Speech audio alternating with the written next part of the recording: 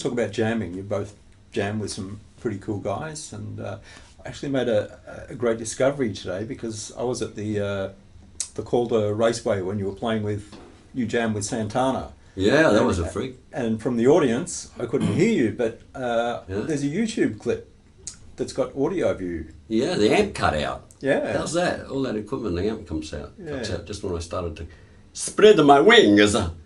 What's been your favourite jam? Well, you know, there's different ones for different reasons. You know, like that one was because it was there was a few people there. Yeah. Like 60,000. You know, and I didn't know it was going to happen. And I'm standing side of stage, and Carlos sort of knew where I was and looked at me and went like that, and I'm sort of turning around going, you must be looking at someone behind me, and it's not, and I'm sort of didn't do anything. I just stood there, and all of a sudden this roadie comes up and grabs me, he's like, come on, get on, like that, and plugged me in. So it was, a complete surprise, which was pretty amazing, and that was, man, and of course the people just went nuts because he was acknowledging a local guy, so that was great. And then I had Joe Walsh sleep on my couch and play with us at the cowshed at Taree in front of 500 people just before one of the Eagles concert quite a few years ago now. So, and Richie Blackmore, who everyone, his reputation was that he was really hard to get along with and all that. And he was out jamming around Melbourne, and we saw them play at Sunbury, and afterwards I was walking around.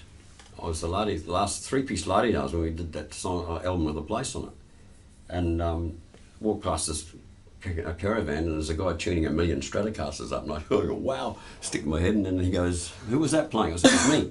He said, Richie really liked it, are you playing in town? And of course, and we thought nothing of it, and then we're playing in Melbourne, and all of a sudden there's a Strat coming through the crowd, and who should it be? So, and we had a chat later. He was really a nice guy. Who you had the pleasure to jam with and enjoyed? I think one big one was Hubert Sumlin. We were playing with him in England at a Berry Blues Festival. This was 15 years ago or something. And he said, come on, play with me, boy. I gave him one of our T-shirts, with a map of Australia on it, and the Gwyn Ashton T-shirt, and he wore it on stage under a suit jacket. He was a lovely fellow. I met him just stripped his He was hand. fantastic, yeah. So what's the secret to a great jam? Is it something you don't think about? With what? The secret to a great jam, is it something you don't think about it? What's the approach? The thing about a great jam is to sort of keep out of people's way and and if they've got the right people playing together, give each other space and you enjoy each other. Yeah. It's a give and take thing. It's not a competition as some people kind of take it on like that. You got to listen. You've got to play a supportive role. If everyone's a good listener, it's a good jam. Because someone will get a line and go, oh, and you'll go, that's a good one, and jump on it and sort of, spur it on and play, something off it, and someone will put a harmony on it or something, So a secret to hearing a good jam is usually the guys know how to keep out of everyone's way and give each other a shot and respect each other. What's going on for the rest of the year for you? Me, I'm going through this because I went through cancer. I'm going through a teeth thing at the moment, so I've got to get that out of the way, and then I'm going to probably start another record. But it's not going to be. It's going to be different from the other because I write a lot of different sort of stuff. Written a couple of piano things, and might be a slightly different anti-rock. I've turned my back on rock. I don't know. I've just got to get these things done because they keep hassling. I pick up an acoustic. That one. You're still there. You got to finish me. It says. So I'm going to try and get those out of the way, and then I'll do some more rock. When you've got the Ragas, Jugs and Mojo Hands in the can. Yeah. Well, I've got a couple of things actually. I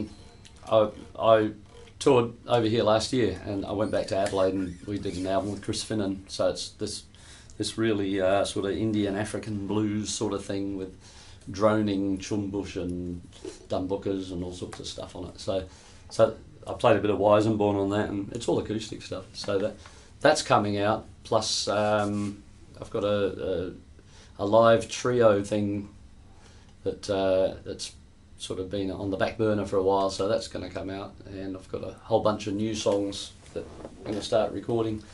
But when I get back to England, I've got to go to Russia and Latvia. And, How about that? I've got to fit it all in Market. somehow. I just got Poland, Czech Republic, then down to the Balkans again. I play over there quite a lot. So, and I'm doing a little a duo thing with a guy called Sticky Wicket in England, who's got a 17-piece swing orchestra. He's a great drummer. Really? He played with Steve Marriott. Well, that's a great time. Chris Barber, Rory, he did some stuff with Rory Gallagher, and he's actually got the snare drum to my drum kit. He rang me up one day and said, "Is that Gwyn Ashton?" I said, "Yeah." And he said, "You got Bill Ward's old kit?" And I said, "Yeah." And he said, I said, "I've got the snare drum to that." And I said straight away, "I'm not selling the kit," because I knew that was the next question. But it's cool. He said, no, I just want to put it all together, take a few photographs. And then I checked him out because I kind of heard the name, but I wasn't too sure. And then I saw the great stuff he'd been doing. So I rang him back about 10 minutes later after checking him out on YouTube, and I said, I've just been checking it out. I said, why don't you, if you want to put the kit together, why don't you come to the gig tomorrow night and we'll have a jam. So we just rolled up and we just did this duo stuff, and it got really funky and it just went in a million different directions, just the two of us. So. And I'm using octave dividers and loopers and stuff, and he's just following everything. He's one of the most musical drummers I've ever played with. So we've got that. We're going to start recording over there sometime when we both got breaks from our various sort of projects. But there's a lot of music to be had.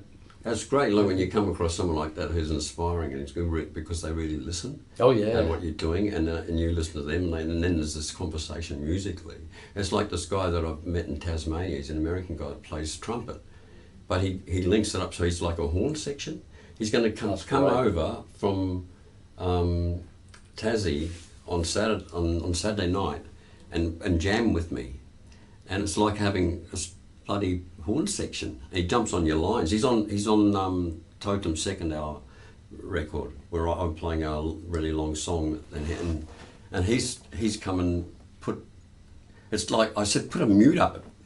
Stuff a mute up it, mate. I want Miles Davis to come walking through my song, And sure enough, there comes. He just plays this line that's kind of out there, off. Well, how do you do that kind of line? But it's still in, but it's out. That's Miles' beauty. And then he stacked a few on the lines that I play, and it turns out they're all horn lines. I'm a horn player with a guitar. That's one thing great. I got taught very early in the day. Listen to horn players when you're playing guitar, because they take breaths. Yeah. It's not just an endless flurry of millions of notes. What you don't play is just as important as what you do play. Yeah, that's the balance that you've got to Building get up to a crescendo and then taking a break and then coming back in. Effective. Makes it more effective. One way, anyway, is too boring. You got me running, you got me hiding, you got me running, how far?